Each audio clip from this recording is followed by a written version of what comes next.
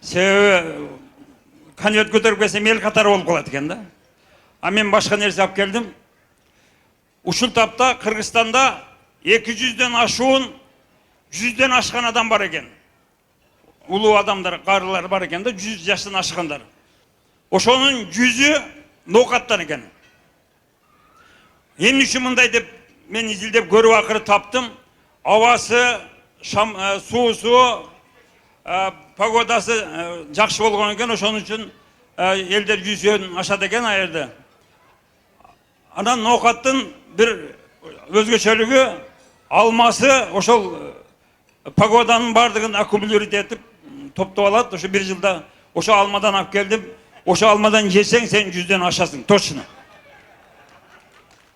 Мен сумкага салып койдум, кээде кийин берем казет. Өзүң да жедиңби деги? Ошон үчүн 64-кө чыгып атпайбы? 100 алманы жеген үчүн. Анан эми дагы туугандар, мен орусча окугамын, орус тилде. 5 жыл, 6 жыл. Анан ошондо дайым эле сөздөрдү бирөөнүн аттарын уксам эле немеге которо берем да орусчага. Мисалы Келдибек деген атты человек пришел в себя после долгого выпивка. А Абдулда болса был Божий раб. Рахман болса, Рахманжан это душа Бога. А Күмөндөр это человек подозрительный, сомнительный. Да хулигандарын тилмен айтканда ни туда, ни сюда дейт. Эмне үчүн мындай деп мукулабаман сурасам, Раматулла айттылы. Бул 7 айлыгында туулган. Анан биз буну адам болобу да болбойбу деп мында күмөн сүрөп, анан күмөндөр деп койганбыз дейт. 7 айында туулуп алуу үчүн тополоң кылып атат. Эгер 9 ай жатканда бул акмак бүт дүйнө жүзүнө таанылмак экен да. Чарлин Чаплин окшоп. Ömrüңүз uzun болсун, ошон үчүн биздин ноокаттын алмасын жептир. Чоң рахмат. Башка нерсе айта албайм. Мен мына калпак жөнүндө айтсам болду, бирок сага калпакты бербейм. Бирок бул калпак бакай калпак деп коюшат. Сага жана бирөө берди, кийип жүр. Бул калпакты кыпчакты калпак деп коюшат. Ар бир кыргыздын үйүндө бар, бирок кийбейт. Муну топчубек калпак деп коет бизде. Ушундай кийген. Бул калпакты кыргыздар качан кийет? Bir çoğun adam ötse Çengiz Aytmatov okşoğun, жақын достары қайтыш болса көз көрсөткөнү барганда кыргыздар кийип алышып, момоюп турат, таза күткөн киши болуп. Мен эми качан Келбек Ниязов, Абдулда Иманкулов, Рахман Разыков, Күмөндөр Абулов өлөт экен деп күтүп отура беремби? Мен муну каалаган күнү кийем. Кийгенде де жөн кийбейм, ар түрдүү кылып кийем. Эгер туурасынан кийип алган болсом, туура түшүнүңүздөр, орустар айтмакчы, добрая душа. Любой бүтпөй аткан иштерибизди бүтүрүшүп берем. Эгер узундан кийип алган болсом, анда мага бир şey этпеңиздер, мен өзүм ишим менен жүргөн болом. Эгер калпак бир аз кыйшайып калган болсо, машинасы бар балдар мени үйгө таштап коет, а? Эгер мен калпакты колума кармап алып көчөдө шашылып бараткан болсом, демек бүгүн площадьта митинг бар экен деп кое берле. Эгер мен калпакты койнума катып алып келаткан болсом, Жамбыл ака өзү жалгыз Ошто, өзү махаллада жүрүптүр дегиле. Кыскасы калпакта көп иш бар. Өткөндө Рахман менен Екатеринбургка барсак, аэропортто таксисттер кармап алып, ары бери баскандар баардыгы эле калпакты көрүп алып кызыгышат. Что за головной убор? Что за головной убор дедиле. Это калпак называется, по-кыргызски десем, давай примерим дедиле, бирөөгө берип койсом, кийип алып айтат. Ты мне подари, я в нем буду ходить в баню, дейт. Мен жиним келип кетти. Кыргызы у нас головной убор не дарят. Я тебе лучше носки подарю, дедим. Десем, уят болуп калды, кийин Владивосток жака барсам, Уссурийский деген шаарда жалаң кытайлар соода кылат экен. Барып базарда арлап жүрсөм кыйынсып, кытайлар ээрчип алып мени менен сүрөткө түшүшүп, мени сүрөткө татышып, отам красиво, дейт. Бул не деп атат десем, очень красиво деп атышат дейт. Кыскасы, биздин калпак 150 миллион оруска, 1,5 миллиард Кытайга жагып атат. Урматтуу күмөндөр, башыңан калпагың түшпөсүн, мынандай калпакты кийип жүр. Ömrüңүз uzun болсун, ал үчүн ноокаттын алмасын жеп жүр. Чоң рахмат.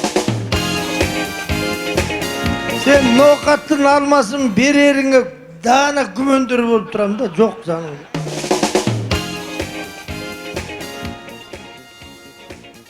Саламатсыздарбы. Күмөш досум, бул бүгүнкү салтанат, бүгүнкү күнгө сен аябай чоң эмгек менен келдиң. Чыгармачылыкта көп изденүүлөр менен жараткан эмгектин үзүрү бүгүнкү тойго айланып атат. Кудайым өмүр берген экен, мына ушул үй бүлөң менен, бир туугандарың менен 60 жылдык тойду берип чогултуп отурасың келди. Мундан кийин дагы көп өмүрлөрдү жаша, балдардын жакшылыгын көр. Чыгармачылыкта өтө чоң бийиктиктерди изденип, бир тууганың менен, эл жүйрүң менен бирге бол. Куттуктайм.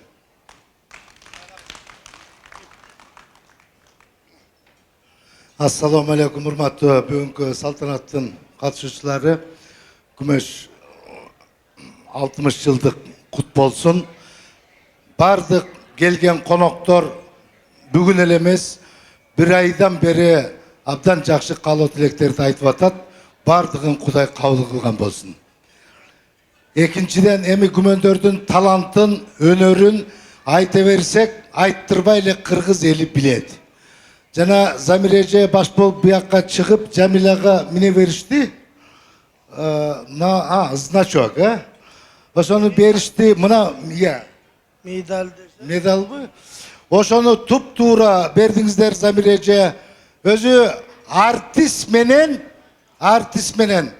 10 жылдан ашык жашаган аялга тайманбай тапшыра бериш керек сыйлыкты. Тем более күмөндөр менен жашаганга, жана туура айтты. Мен эми баягы Мени менен жашап көргөндөй айтасың да. Сени менен жашап көрбөй анан менен айтам анан. Мындай да туугандар, кечине убакыт узарып кетет, бирок мен бир нерсени айтып берейин. Ар кайсы жерде эле журналисттер сурай беришет, гастролдо кандай тамашалуу окуялар болот деп. Аябай көп болот. Аны эфирде, башка жерде айта тургандагы, айтылбай тургандагы моменттер көп болот. Мен Күкөм экөөбүздүн бир окуяны айтып берейин. Эми 60 жылдыкты айтпасам качан айтам эми? 70-те уже кулагың укпай жакшы болбой каласың. Бу күмөштү мен мындай карасам, мен мындай нескара деп коем да. Нескара дегеним кандай? Мынтип сүйлөшүп турсаң бирөө, вроде угуп эле тургансыйт. Анан кетип калгандан бир жарым саат, 1 сааттан кийин сурайт. Жана эмне деп аттың деп. Мындай 20 жыл болуп кетти. Ошто гастролдо жүрөбүз, баарыбыз чогулуп, Күкөм экөөбүз бир квартирада жашайбыз. Экөөбүз окшош кийинип, жана Adidas деген биринчи чыккан спортивканы да окшош алабыз. Имине туфлини да окшош алабыз. Анан ич кийимди да окшош алганбыз да.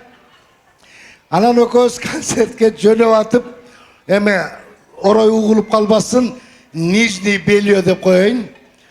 Чечип, мен жууйун деп анан концерт баштала турган болуп калды. Ваннага таштап коюп, анан концертке кетип калдым.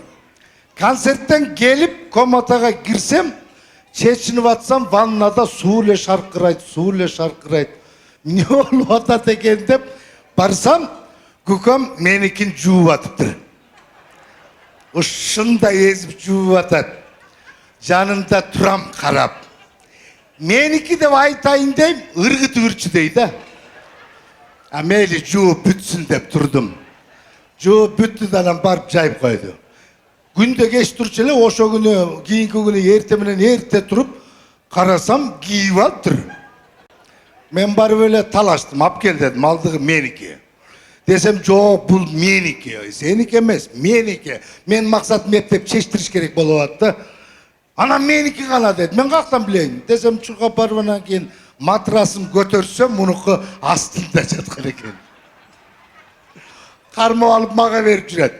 Мен жууп кийип алчы дейт. Мен эмнеге жууйм? Мен деле сеникин жуудум го, эми жууп кийип алчы. Болбой атып анан кийин сен колуңан качан жакшылык келмеген эле деп ыргытып үрдү алып алдым.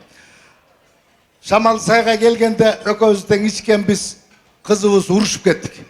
Анан қазірден келіп комнатада жатсақ, мені қарап, жатады экөөбүз сүйлөшпөй бири-бирибизди карап жатсақ, бир маалда эсине келип кетти окшойт.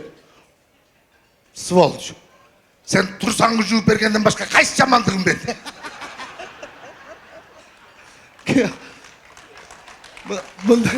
Мындай окуялар көп. Бүкө. Действительно, жана коноктордон да кудалардан бирөөсү айтты. Президент баш болуп, Турсаңды жууп берейин эми. Аялыңды ошентип калбаганым жакшы болду да. Меники экен деп алсам даана баля болмок да. айткандай мунулардын ичинен, кудулдардын ичинен бир аял менен жашап аткан экөөбүз гана. Чын. Кээде кучакташып алып ыйлайбыз. Кудай бизди ушинтип Жамбылча койду жокпузбу деп. Чын жамбыл алганда жаман уялдык, Бирок бу калп айтып атат, мен элемин. Бул бир жолу попытка кылган.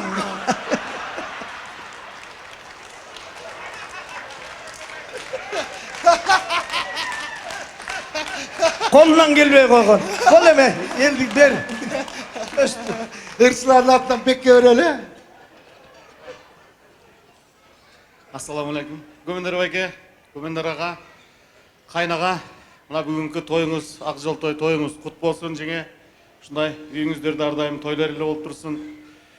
Күкөм менен мени 30 жыл мурда Раматылык Чубак Сатаев агам тааныштырды эле. Мына 30 жылдан бери сахналаш болуп, бир чети кайнагамсыз жол көрсөтүп, жакшы сөздөрүңүздү айтып, кеңештериңизди берип келесиз ар дайым. Рахмат сизге. Андан сырткары Күкөм экөөбүз бильярд ойнойбуз, жеңе билесиз аны.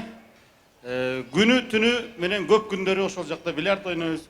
Күкөм абдан бильярдтын мындайча айтканда профессионалы. Ал жерден дагы бизге сабак үйрөтөсүз, кеңеш айтасыз дегенде. Ошол ар дайым бизге ушундай таянар тобуз болуп, жол көрсөткөн агабыз болуп, ушу сахнада жүрө бериңиз, бар болуңуз. Биз сизди абдан жакшы көрөбүз, урматтайбыз, сыйлайбыз.